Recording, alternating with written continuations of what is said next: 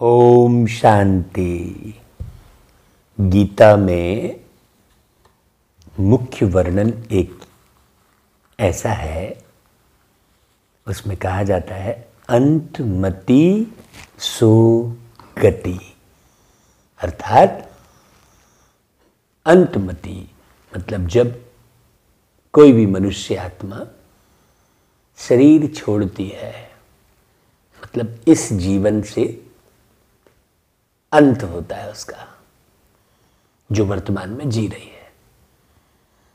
वास्तव में वो तो पुनः जीवन लेने वाली है, लेकिन इस एक जीवन का उसका अंत होता है।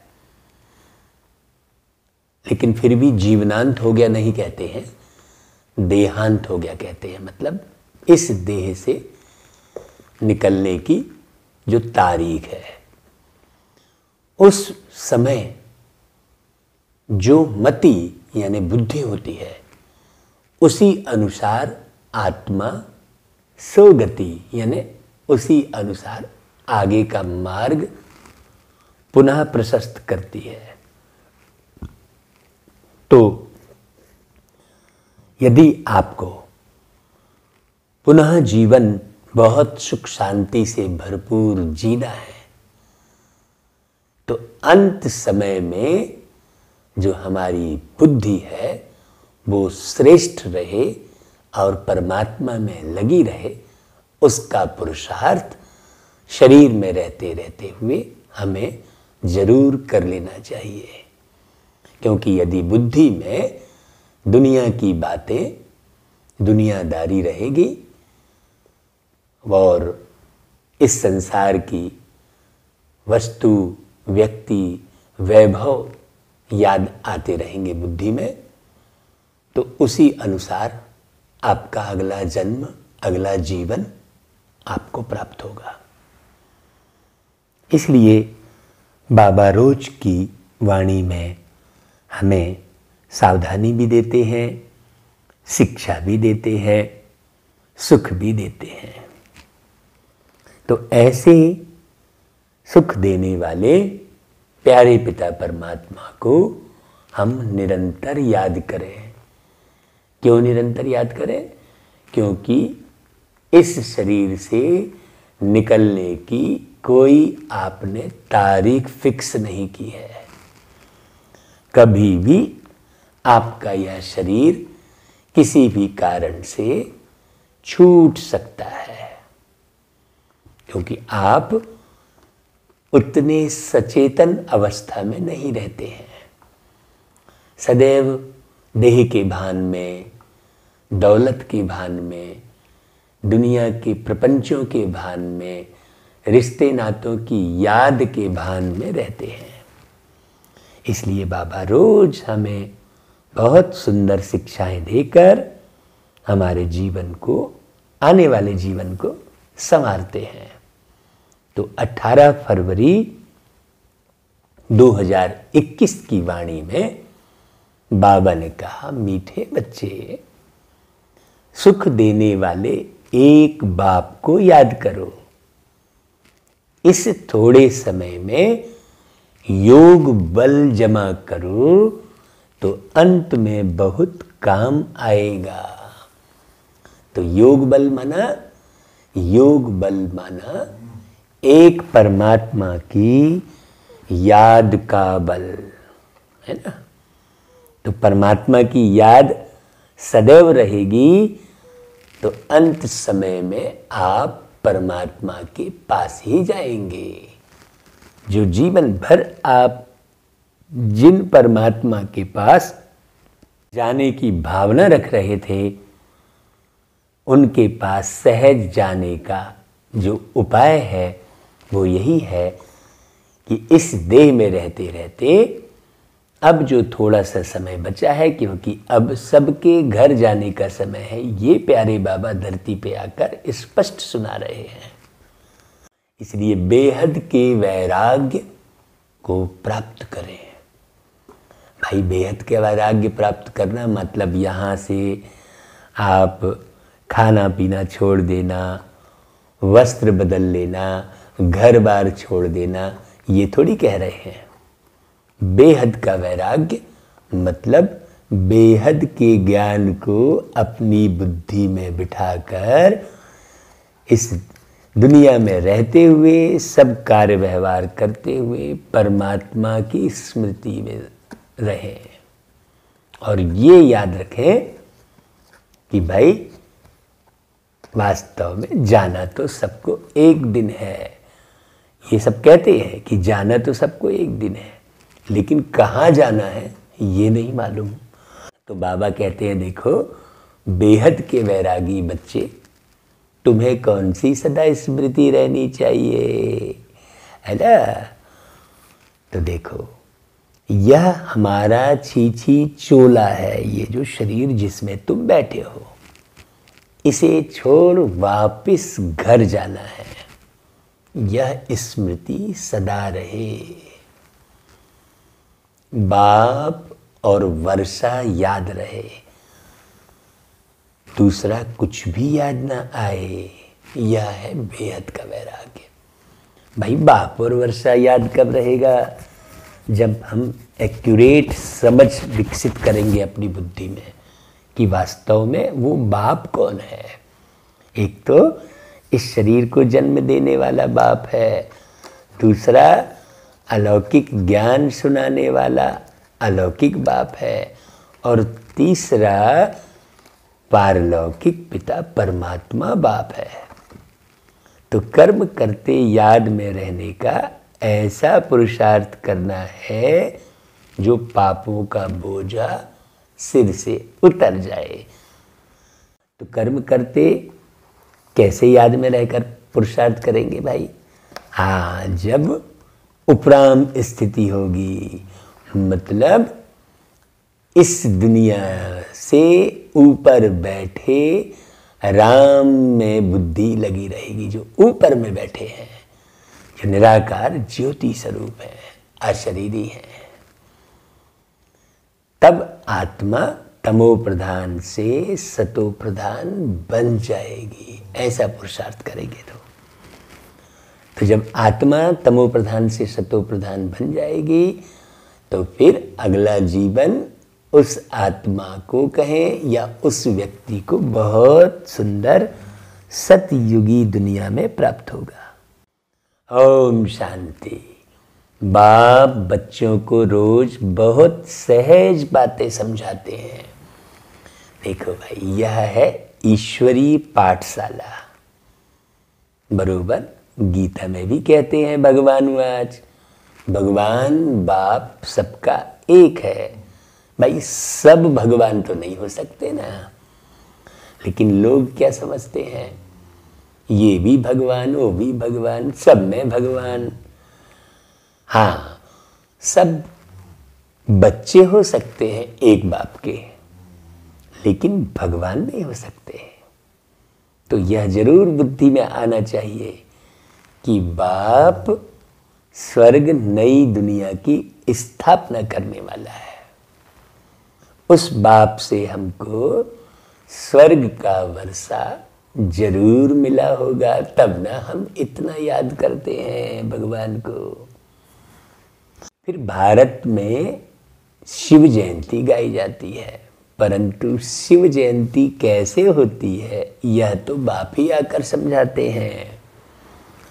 भाई शिव जयंती के दिन आप शिव जी की निराकार प्रतिमा में, है ना, आप दुग्धाभिषेक करते हैं, जल चढ़ाते हैं, तो जरूर वो निराकार बाप उस स्वरूप में कभी ना कभी तो आए होंगे ना, और उस स्वरूप में आकर कुछ ना कुछ तो हमारा कल्याण जरूर किए होंगे ना, हमको कुछ ना कुछ वर्षा तो जरूर दिए होंगे ना।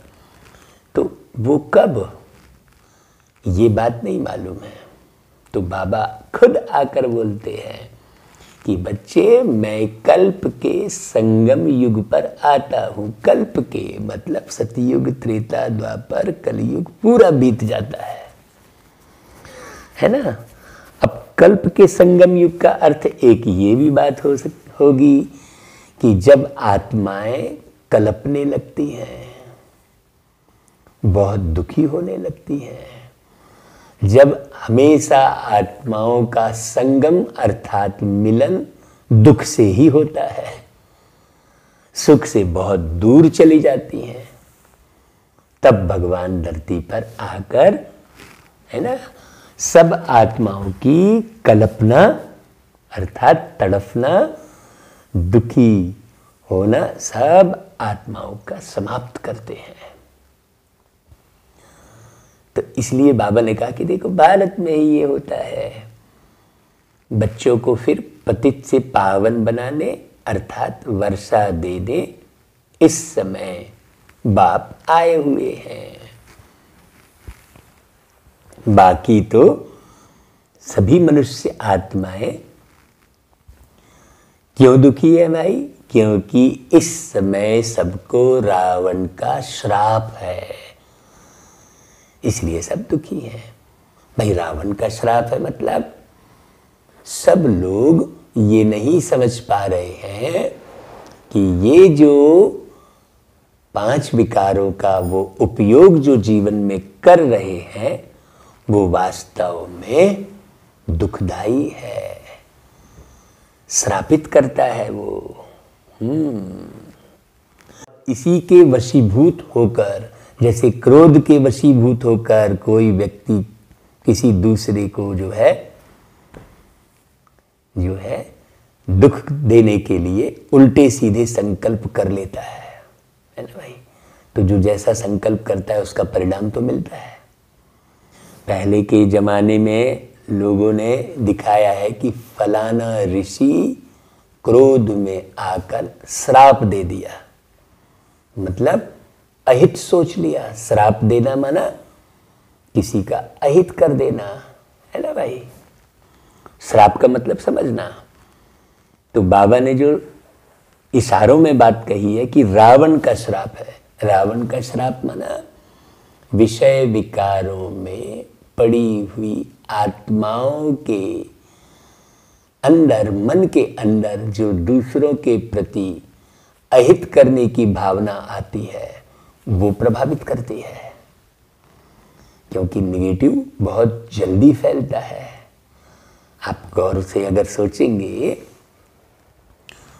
तो आप देखेंगे कि पूरे देश में या पूरी दुनिया में कहीं भी गलत हो रहा होगा, किसी की हत्या, कोई वैमनस्यता, कोई विकृति, तो वो बहुत स्पीड से पूरी दुनिया में फैलेगी, सबको जल्दी से जल्दी मालूम पड़ जाएगा।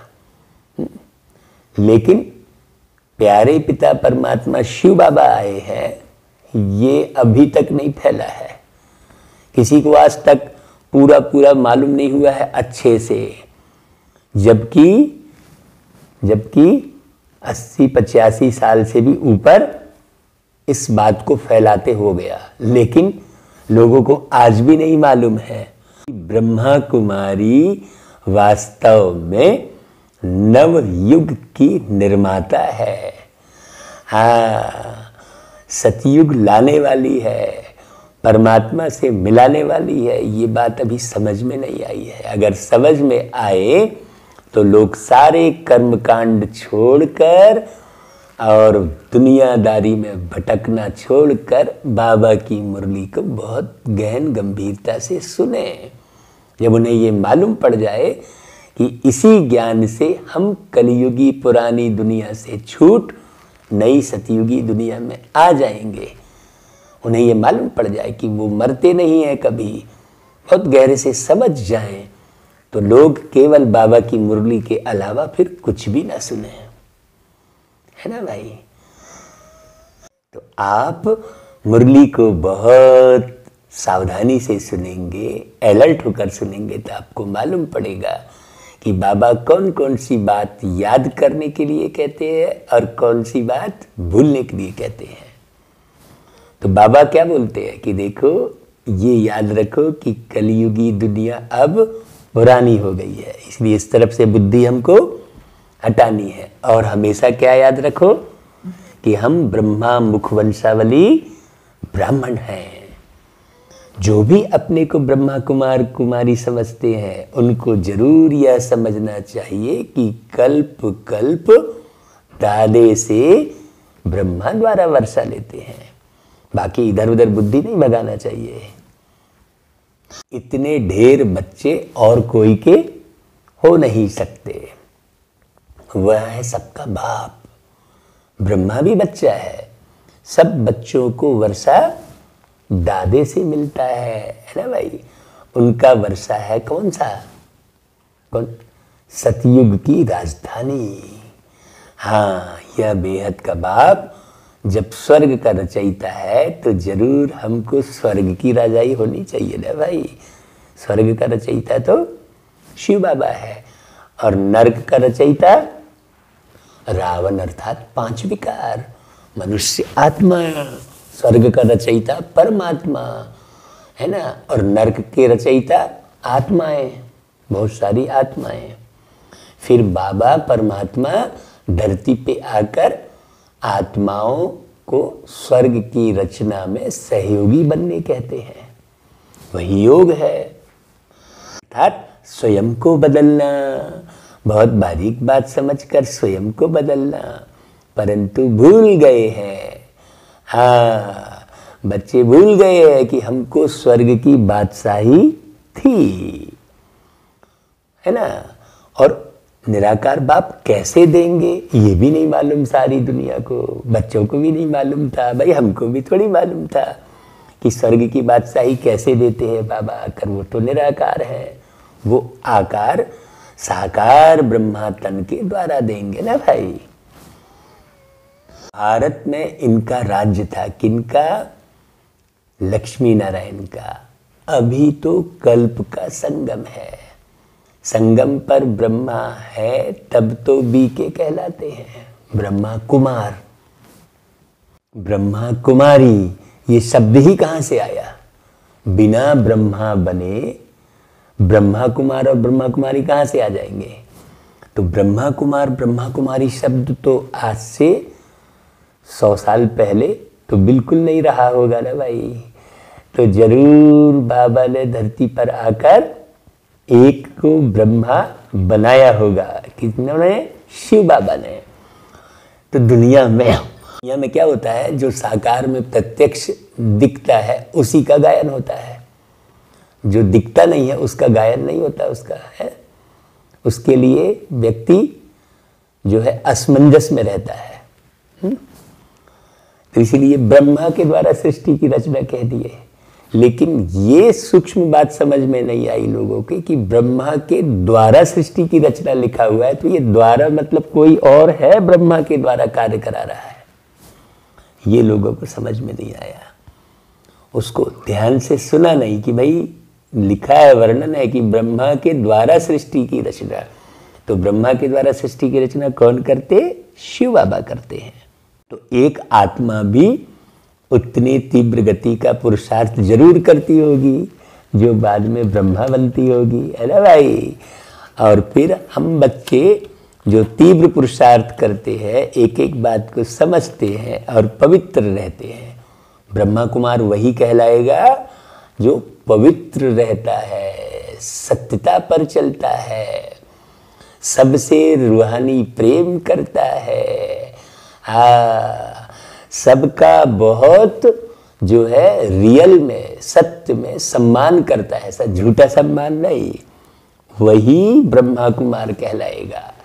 ये मत सोच लेना कि रोज मुरली सुनने वाला और क्लास में आने वाला और धन से सहयोग करने वाला ब्रह्मा कुमार कहलाएगा, नहीं। बाबा की डायरेक्शन को एक एक बारीक बारीक समझकर जीवन में उतारने वाला ही ब्रह्मा कुमार कुमारी कहलाएंगे भाई। तो बाबा कहता है उनको ही वर्षा ब्रह्मा द्वारा मिलता है ना भाई। और ब्रह्मा बाबा भी उनसे ही वर्षा पाते हैं, किनसे? शिव बाबा से। तो मूल बात किसकी है? शिव बाबा की। मूल किन्हें याद करना है? शिव बाबा को। तो बाबा कहते हैं इसमें अंधश्रद्धा की तो कोई बात ही नहीं है।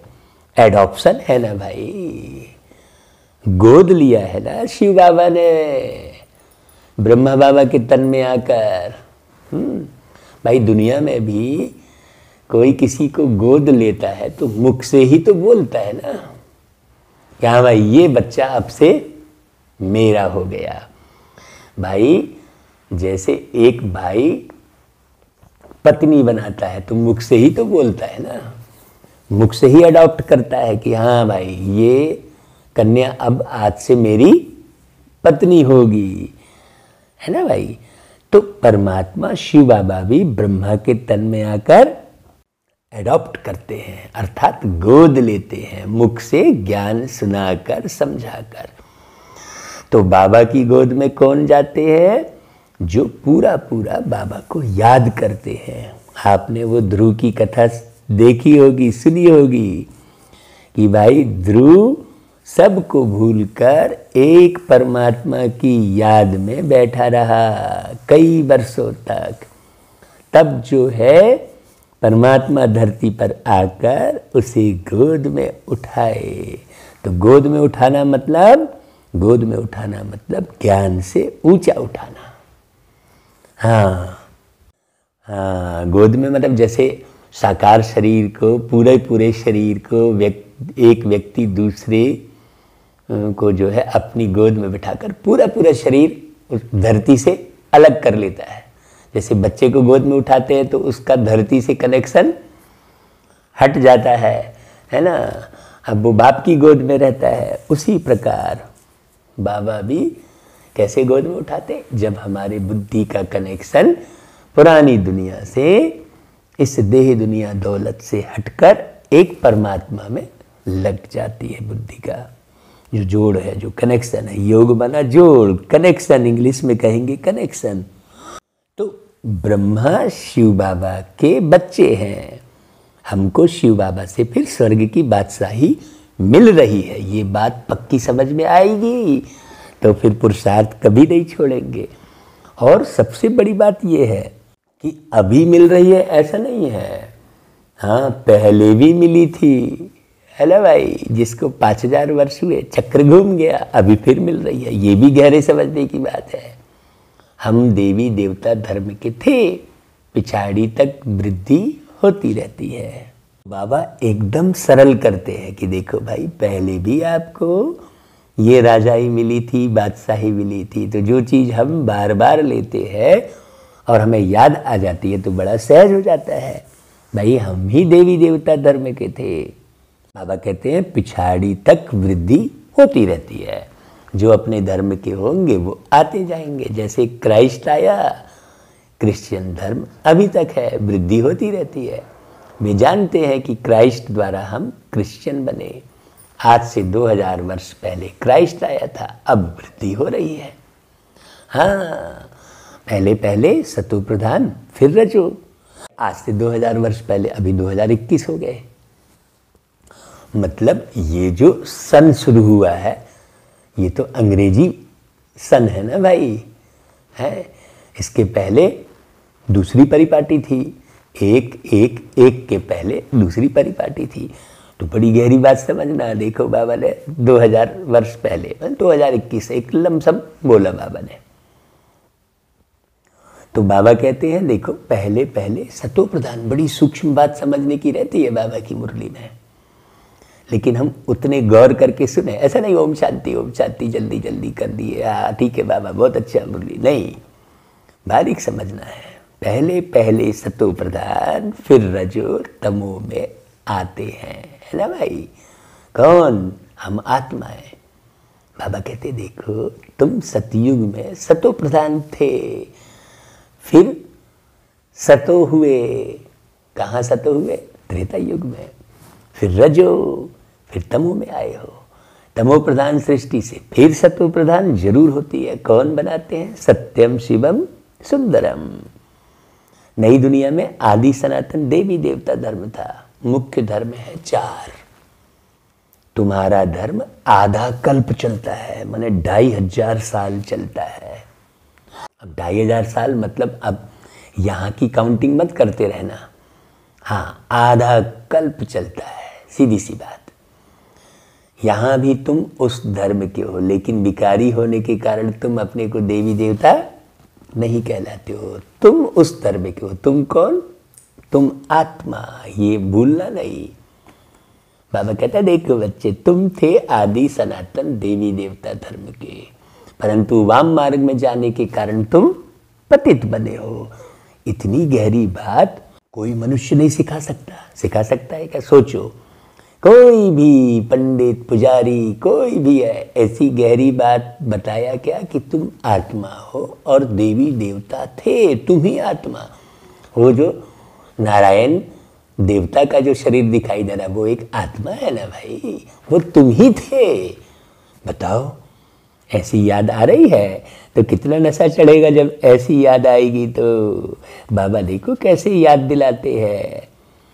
तो बाबा कहते हैं कि देखो तुम मार्ग में जाने के कारण पतित बने, इसलिए फिर अपने को देवी देवता न कहला के क्या कहलाने लगे?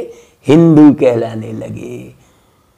तो देखो अभी हिंदू हैं, ये गर्व करते हैं। तो क्यों गर्व करते हैं? क्योंकि हम ही हिंदू जो बने हैं वो हम ही देवी देवता थे। इसे और धर्म के लोग नहीं समझ सकते, लेकिन मेरे हिंदू धर्म जो कह रहे हैं वो प्यारे प्यारे भाई तो समझे। वो तो अब जो है नशा और कुवृत्ति और मांसाहार ये सब छोड़े। हाँ देखो, आज तो ब्राह्मण लोग कहलाते ब्राह्मण हैं। हमने आपको बहुत अनुभव सुनाया था। देखो भाई, बाहर हम एक जगह किराए पे मकान लेने गए थे, तो वहाँ बाहर में ब्राह्मण की पट्टी लगी थी। तो हम अंदर गए तो वो पता नहीं कैसे सच सच कहने लगे। बोले देखो भाई, हम नाम के ब्राह्मण हैं लेकिन हम तो मांस खाते हैं। तो हमने कहा भाई हम तो आपके घर में फिर किराया नहीं लेंगे, और चले आए। तो प्रैक्टिकल बात आपको बता रहा हूँ। आज जो ब्राह्मण कहला रहे हैं वो मांस मदिरा सबका सेवन कर रहे हैं। तो अपने आचरण अगर नहीं बदले तो काहे के ब्राह्मण भाई, है ना भाई। वास्तव में जो परमात्मा शिव को जाने समझे और ब्रह्मा के समान आचरण करे वही ब्राह्मण कहलाएंगे। तो बाबा कहता है अब तुम ब्राह्मण बने हो। ऊंचे ते ऊंचे हैं शिव बाबा, फिर हो तुम ब्राह्मण। तुम ब्राह्मणों का ऊंचे ते ऊंचा वर्ण है। ब्रह्मा के बच्चे बने हो, परंतु ब्रह्मा से वर्षा नहीं मिलता है। शिव बाबा ब्रह्मा द्वारा स्वर्ग की स्थापना कर रहे हैं, तो वर्षा किससे मिलता है? शिव बाबा से। तुम आत्मा अब बाप को जान गई हो। बाप कहते हैं मेरे द्वारा मेरे को जानने से सारी सृष्टि चक्र के आदि मध्य अंत की नॉलेज समझ लेंगे। बाबा कहते हैं वह ज्ञान मुझ में ही है, मेरे को ही है। बाबा देखो स्पष्ट कह रहे हैं, मैं ही ज्ञान का सागर, आनंद का सागर, पवित्रता का सागर हूं। ऐसा कोई मनुष्य नहीं बोल सकता।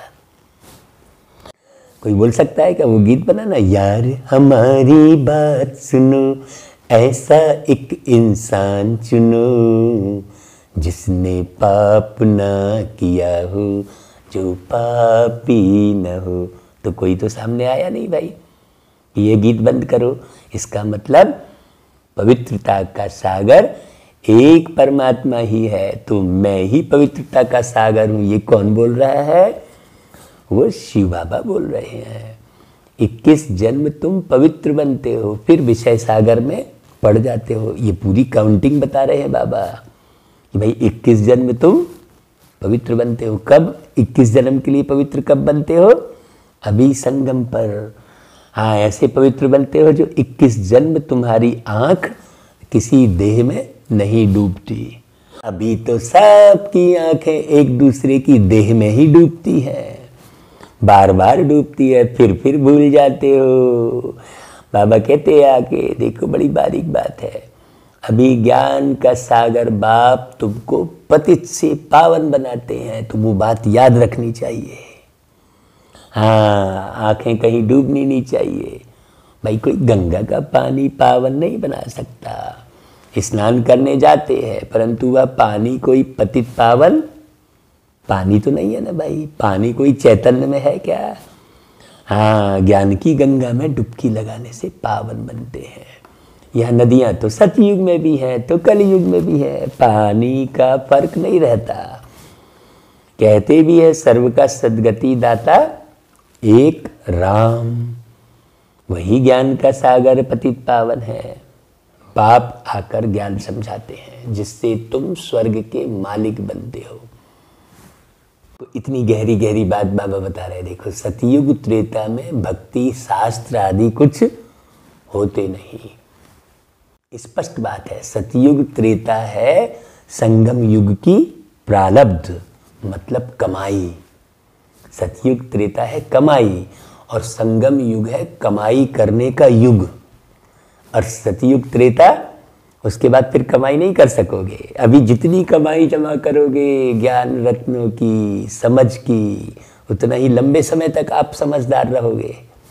जितनी गहरी समझ विकसित करोगे, है ना भाई।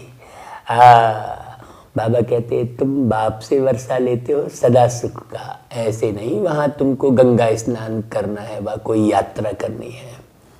तुम्हारी यह रूहानी यात्रा जो मनुष्य कोई सिखला नहीं सकते। कर्मकांड ही सिखलाएंगे, ऐसा करो, ये दान करो, वो करो, ऐसा है ना भाई। इस स्थान पर जाओ, वहां जाओ, यहाँ जाओ, भटकाएंगे भाई। पृथ्वी तो सब एक ही है है, आसमान एक है, फिर इधर से उधर भागने की क्या जरूरत है भाई। लेकिन न जानने के कारण लोग सुख के लिए भटकते भागते हैं, जबकि बाप तो ऊपर बैठा है, ऊपर से नीचे आके ब्रह्मा के तन में आकर ज्ञान सुनाता है। कितनी गहरी बात है। बाप है सब आत्माओं का बाप, जिस्मानी बाप तो अनेक है, सबका मालिक एक तो कोई जिस्मानी बाप नहीं हो सकता ना भाई। सबका मालिक एक कह रहे तो वो रूहानी बाप ही होगा ना, अशरीरी ही होगा ना भाई। कौन सबका मालिक ये भी नहीं मालूम है लोगों को भाई। देह के मालिक तुम हो और तुम्हारा मालिक शिव बाबा है। हाँ, देह को तुमको अपने हिसाब से चलाना है, जितना जैसा ज्ञान होगा वैसे तुम चलाओगे, लेकिन तुम्हारा मालिक तो शिव बाबा है। बाप है सब आत्माओं का बाप। तो बाप भी पूछते हैं तुमको कितने बाप है, तो मूंझ जाते, अरे ये क्या पूछते हैं भाई, कितने बाप है, क्यों? क्योंकि देह के भान में है। तो उनको ये बात अटपटी लगेगी भाई, तुमको कितने बाप है बोलेंगे तो बिल्कुल वो कहेंगे ये अपवित्र बात कर रहा है, ऐसा बोलेंगे। जबकि पवित्र बात यही है। देखो कितनी गहरी बात है। क्योंकि आत्मा को जान नहीं रहे ना, आत्मा की याद में नहीं है, आत्मा की अवस्था में नहीं है, आत्माभिमानी नहीं है, इसलिए कहेंगे यार यार कैसी बात कर रहे हो, ये क्या पूछते हो। बाप तो सबका एक होता है, 2-3 बाप कैसे होंगे। हाँ, बाप समझाते हैं उस परमात्मा बाप को याद करते हो दुख में।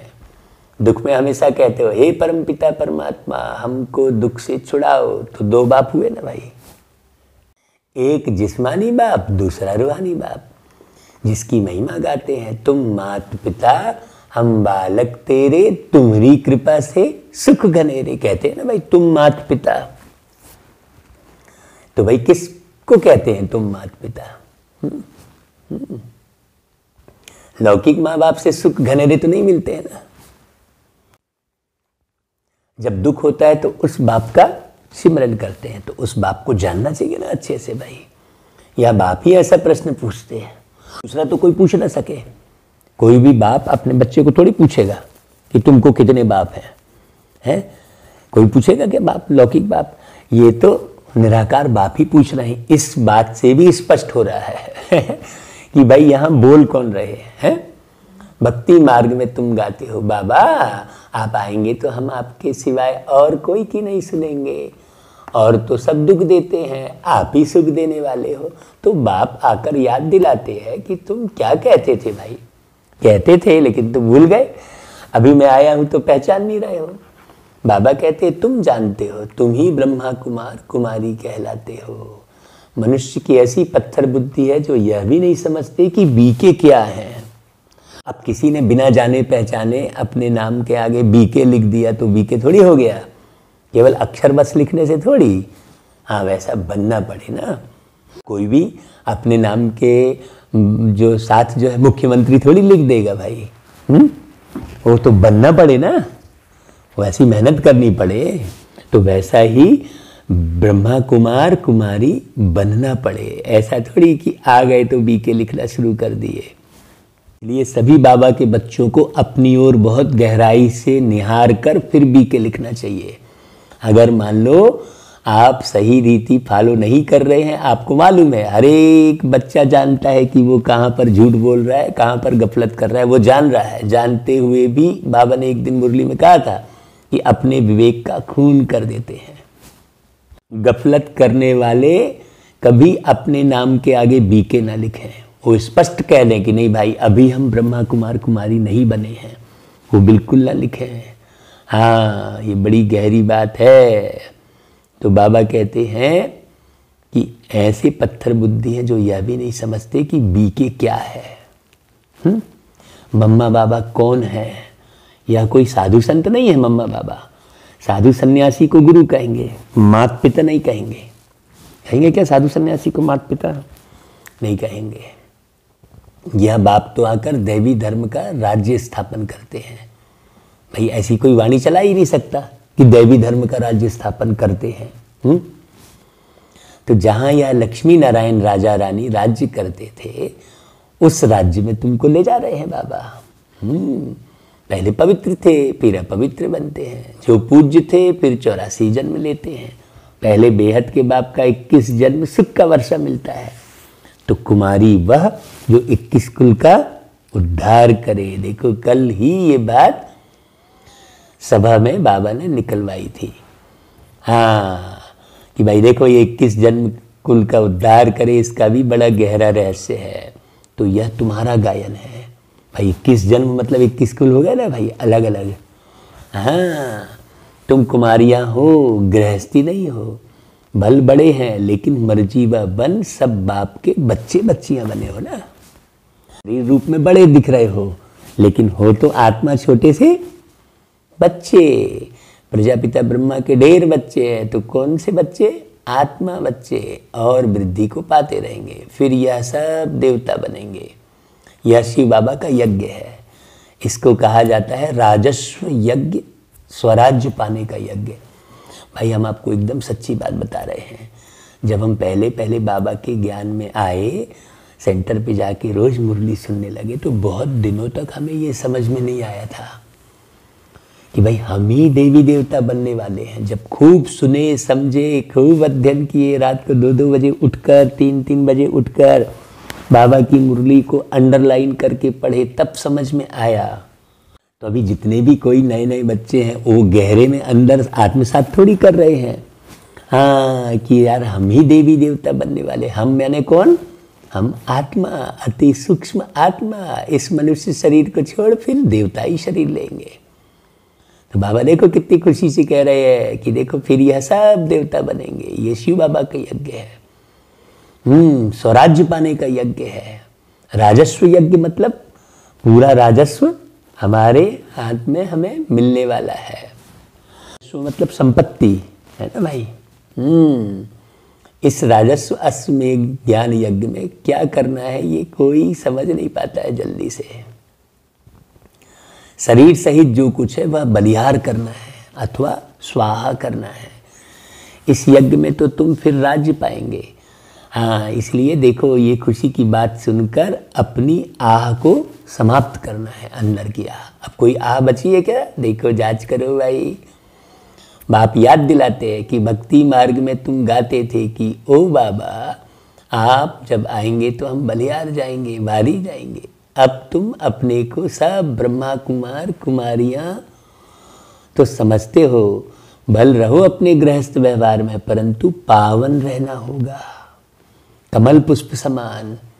अपने को आत्मा समझो, हम बाबा के बच्चे हैं, तुम आत्माएं हो आशिक। बाबा कहते हैं मैं हूँ एक माशूक। तुम मुझ माशूक को पुकारते रहते हो। तुम आधा कल्प के आशिक हो, जिसको परम पिता परमात्मा कहा जाता है। वह निराकार है, आत्मा भी निराकार है, जो इस शरीर द्वारा पार्ट बजाती है। भक्ति मार्ग में भी तुमको पार्ट बजाना है। भक्ति मार्ग में भी पार्ट बजाना ही है। भक्ति है ही रात, अंधियारे में मनुष्य ठोकरें खाते हैं ना, तो भक्ति में कितना भटकते हैं, ये भगवान वो भगवान, यहाँ जाएंगे वहाँ ठीक होंगे वहाँ ठीक होंगे, और ठीक कहीं होते नहीं। उसी भटकने के कारण बहुत से लोग फायदा उठाते रहते हैं, आपके भटकने के कारण फिर कहीं भी फंसाते उलझाते हैं और आप फंस जाते हो, और सारा धन दौलत और मेहनत और समय सब बर्बाद कर देते हो। द्वापर से लेकर तुमने ठोकरें खाई हैं, देखो बाबा हिसाब बता रहे पूरा। ऐसा कोई बोल सकता है क्या, द्वापर से लेकर तुमने ठोकरें खाई हैं? भाई किसमें कहाँ ऐसी बातचीत है, कहीं नहीं है, मुरली ही है सब कुछ। इस समय बच्चे तुम महादुखी हो गए हो, देखो बाबा क्या कह रहे हैं ना। अब पुरानी दुनिया का अंत है, यह पैसा आदि सब मिट्टी में मिल जाना है। भल कोई करोड़पति है, राजा है, बच्चे पैदा होंगे तो समझेगा यह धन हमारे बच्चों के लिए है, हमारे पुत्र पोत्रे खाएंगे। बाप कहते हैं कुछ भी खाएंगे नहीं, क्यों? क्योंकि यह दुनिया ही खत्म होने वाली है।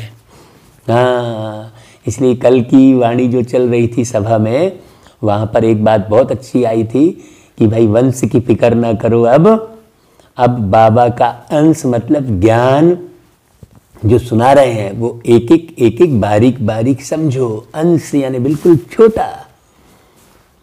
बाबा कह रहे हैं बाकी थोड़ा समय है, विघ्न बहुत पड़ेंगे, आपस में लड़ेंगे भी, पिछाड़ी में ऐसे लड़ेंगे जो खून की नदियां बहेंगी। बाबा वो भी सुना रहे हैं, क्योंकि पहले हुआ है और बाबा अशरीरी था, देखा है बाबा ने सब कुछ, अनुभव किया है बाबा ने।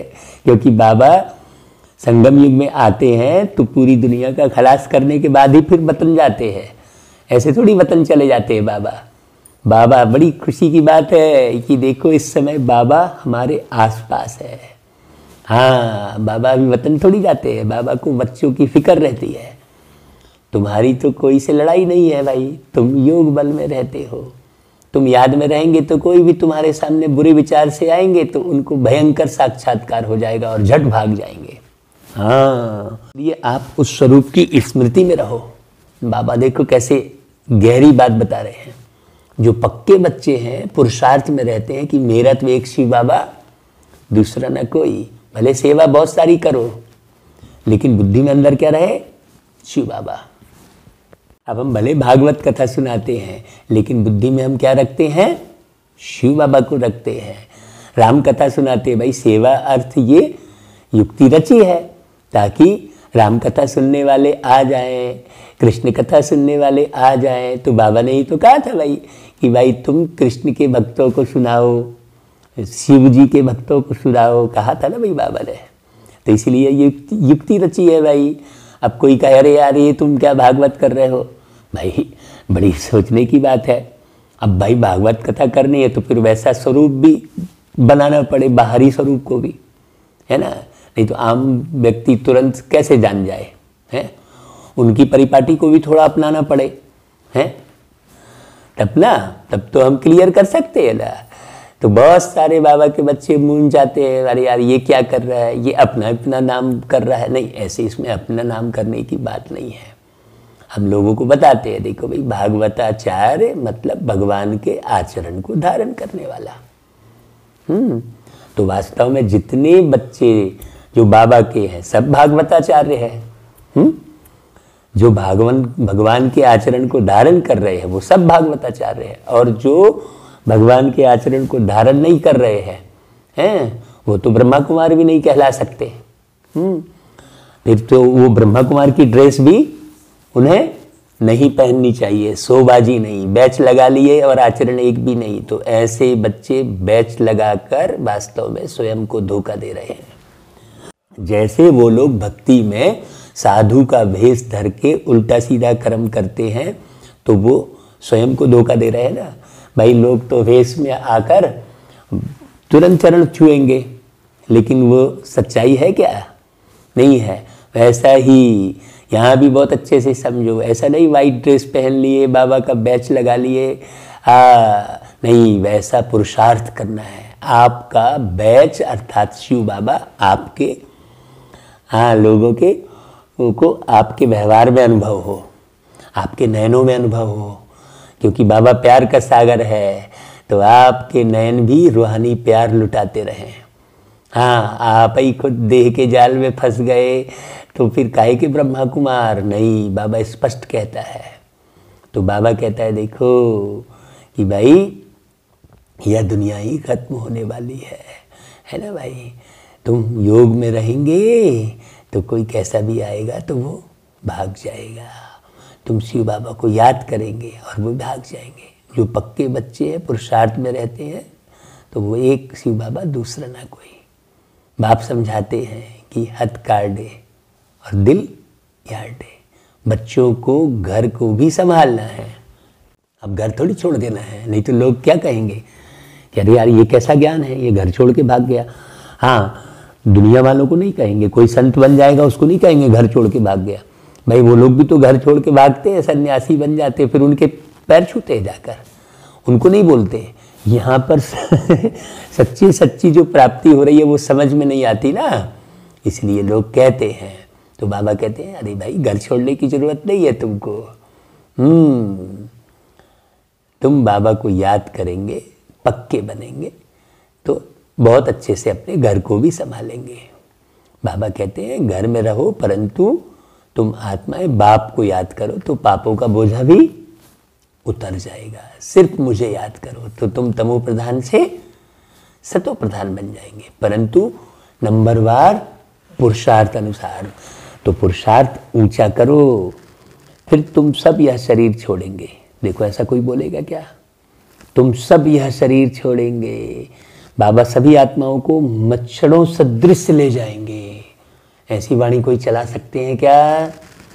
तो ये वाणी सुनकर ही पता लगता है कि देखो ये बाबा की वाणी है। बाकी सारी दुनिया को सजाएं खानी है, भारत में बाकी थोड़े जाकर रहेंगे। इतनी बड़ी अथॉरिटी के बोल तो इस दुनिया में कोई नहीं बोल सकता। उसके लिए यह महाभारत लड़ाई है। यहाँ तो बहुत वृद्धि होगी। प्रदर्शनी, प्रोजेक्टर आदि द्वारा कितने सुनते हैं, वह प्रजा बनती जाती है। राजा तो एक होता है, बाकी होती है प्रजा। वजीर भी प्रजा की लाइन में आ जाता है। ढेर प्रजा होती है, एक राजा की लाखों के अंदाज में प्रजा होती है। तो राजा रानी को मेहनत तो करनी पड़े ना भाई। हाँ, जो बहुत मेहनत करते दिखाई दे रहा है, हाँ समझना भाई, जरूर वो राजा रानी महाराजा बनने वाला है, पक्की बात है। हाँ भाई, कितना होना रहता है। 3 बजे से उठकर लगता है भाई मुरली का मनन चिंतन करो और सबको करवाओ, सबको राजा बनाओ। हाँ, मुझे तो यही लगता है कि भाई सब राजा बने। बाप कहते हैं सब कुछ करते निरंतर मुझे याद करो। जैसे आशिक माशूक होते हैं, उन्हों का जिस्मानी लव रहता है। तुम बच्चे इस समय आशिक हो, तुम्हारा माशूक आया हुआ है, तुमको पढ़ा रहा है। पढ़ते पढ़ते तुम देवता बन जाएंगे। याद से विकर्म विनाश होंगे और तुम सदैव निरोगी भी बनेंगे। अभी तो आत्मा और शरीर दोनों रोगी हैं भाई। आत्मा को क्रोध, लोभ, मोह, अहंकार की बीमारी लगी है और शरीर को cancer, TB, sugar, blood pressure, ना जाने कितनी बीमारी लगी है। तो दोनों बीमार हुए कि नहीं हुए भाई? आत्मा और शरीर जब दो मिलते हैं तभी जीवन है। केवल अकेली आत्मा है तो भी जीवन नहीं कहलाएगा, और अकेला शरीर है तो भी जीवन नहीं कहलाएगा। हाँ, कहते हैं मृत आत्मा को शांति दे दे, है, क्योंकि शरीर से अलग हो गई, जीवन से अलग हो गई वो है।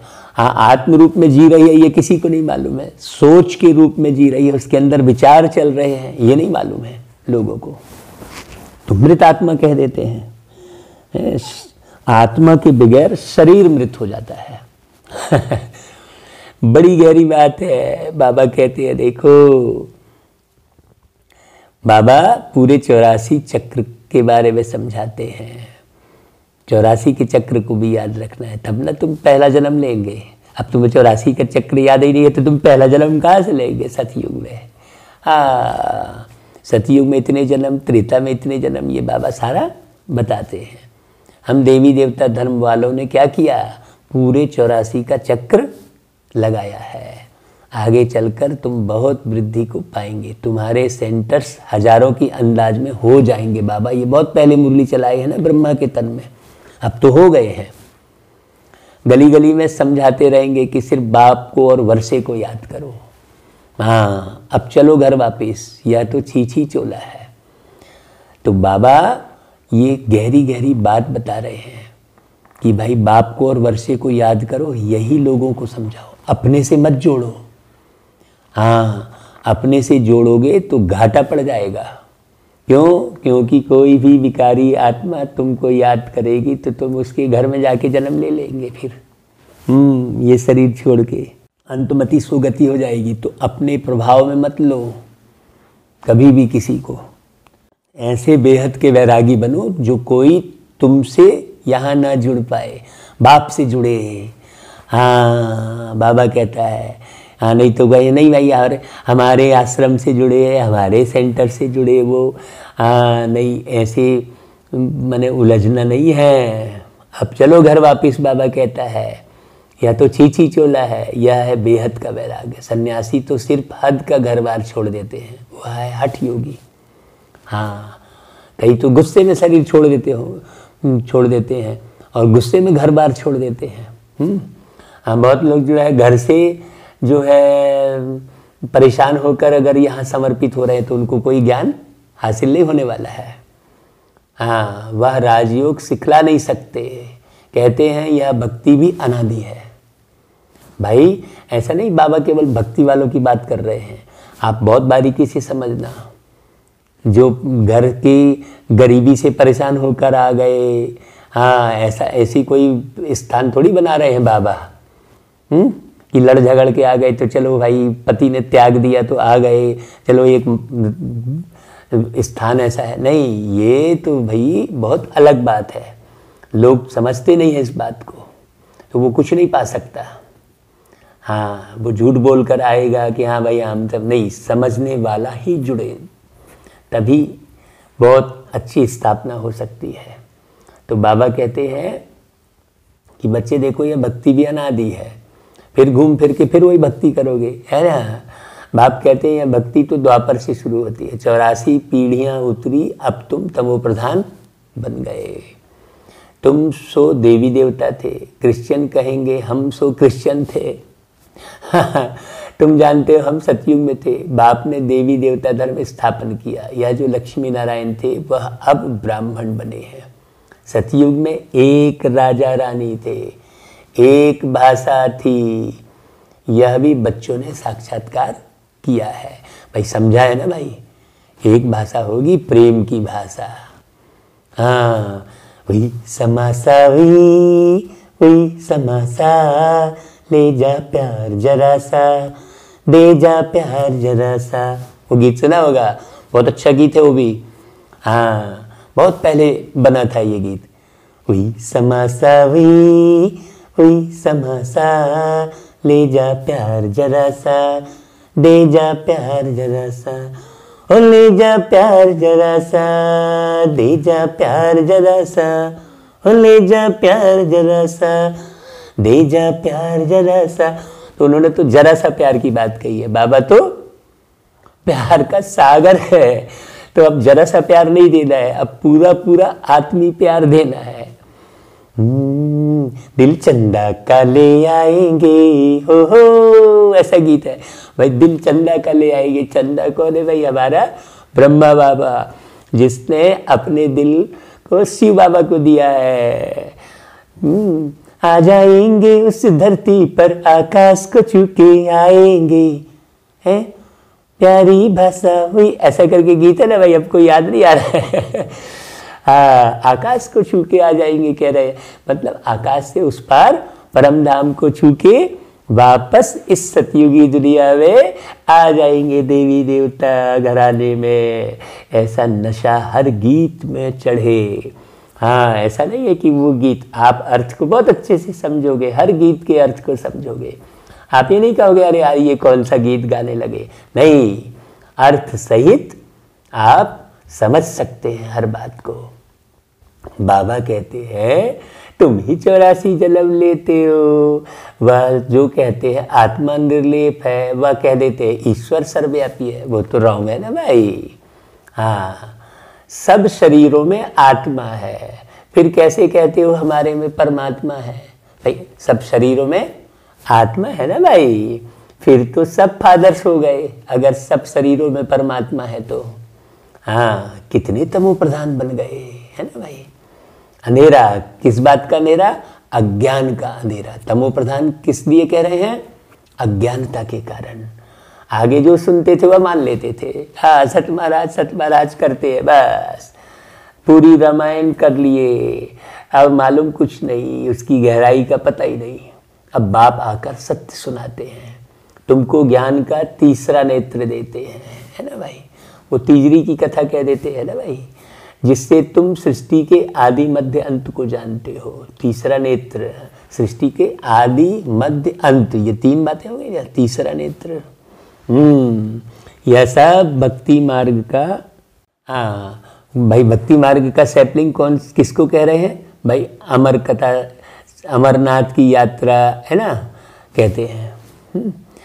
तो बाबा कहते हैं देखो अभी जो मैं सुना रहा हूँ ये है अमरनाथ की यात्रा, जो हमको अमर बनाते हैं, अकाले मौत से बचाते हैं। बाकी सूक्ष्म मतल में कथा आदि तो है नहीं।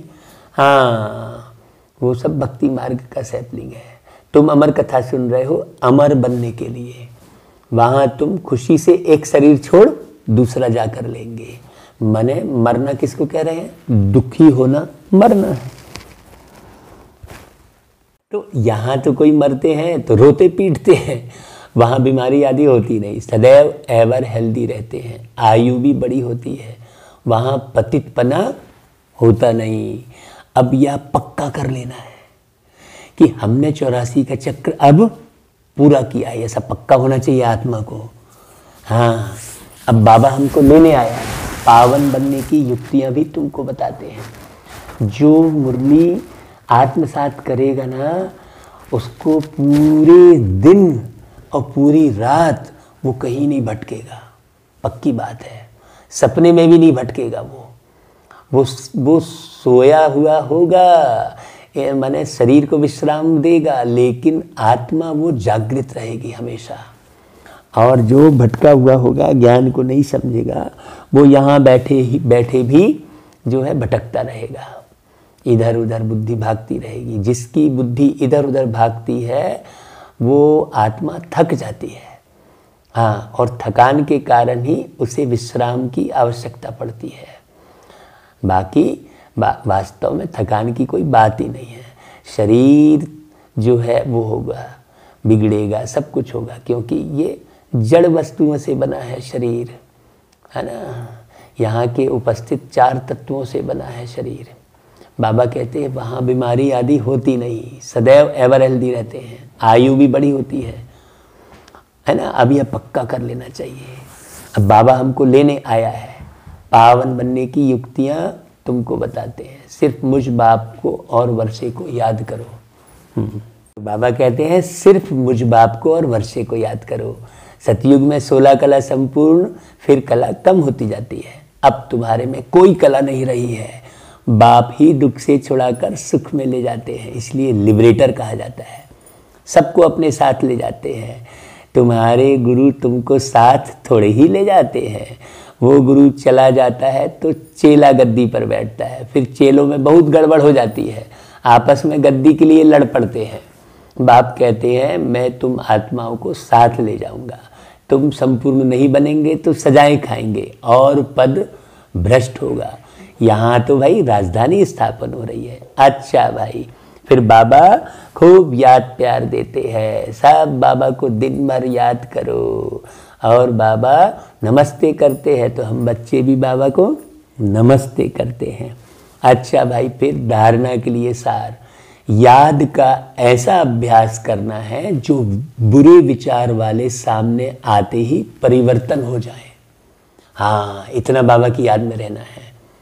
मेरा तो एक शिव बाबा, दूसरा ना कोई, इस पुरुषार्थ में रहना है। दूसरा पॉइंट, स्वराज्य पाने के लिए शरीर सहित जो कुछ भी है वह बलिहार जाना है। जब इस रुद्र यज्ञ में सब कुछ स्वाहा करेंगे तब राज्य पद मिलेगा। हाँ, आज की मुरली भी बड़ी गहरी चल रही है। देखो वो रुद्र यज्ञ ही रचा है। अच्छा वरदान, ज्ञानी तू आत्मा बन, ज्ञान सागर और ज्ञान में समाने वाले सर्व प्राप्ति स्वरूप भव। जो ज्ञानी तू आत्माएं हैं वह सदा ज्ञान सागर और ज्ञान में समाई रहती हैं। सर्व प्राप्ति स्वरूप होने के कारण इच्छा मात्रम अविद्या की स्टेज स्वतः रहती है। जो अंश मात्र भी किसी स्वभाव संस्कार के अधीन है, नाम मान शान के मंगता है, क्या क्योंकि क्वेश्चन में चिल्लाने वाले, पुकारने वाले, अंदर एक बाहर दूसरा रूप है, उन्हें ज्ञानी तू आत्मा नहीं कहा जा सकता। तो भाई कहा जाता है कि सच्चे दिल पर साहेब राजी, तो अंदर बाहर एक सा रहना है। अच्छा भाई, फिर स्लोगन, इस जीवन में अतीन्द्रिय सुख व आनंद की अनुभूति करने वाले ही सहज योगी है। हाँ भाई, इसी जीवन में आप अतीन्द्रिय सुख का अनुभव करो, आनंद की निरंतर अनुभूति करो, आनंद में रहो सदा। इसलिए हम कहते हैं ओम शांति, और फिर ओम शांति के साथ हम क्या बोलते हैं, ओम आनंद, क्योंकि हमारे पिता परमात्मा सच्चित आनंद स्वरूप है। अच्छा भाई, कल फिर बाबा की मुरली के साथ फिर मुलाकात करेंगे। तब तक के लिए आप इस मुरली को बार बार सुनकर मनन चिंतन करना, और जहाँ कोई भाई बहन मूंझ रहे हैं, नहीं समझ में आ रहा है, तो हमें ज़रूर फ़ोन करना भाई। ओम शांति।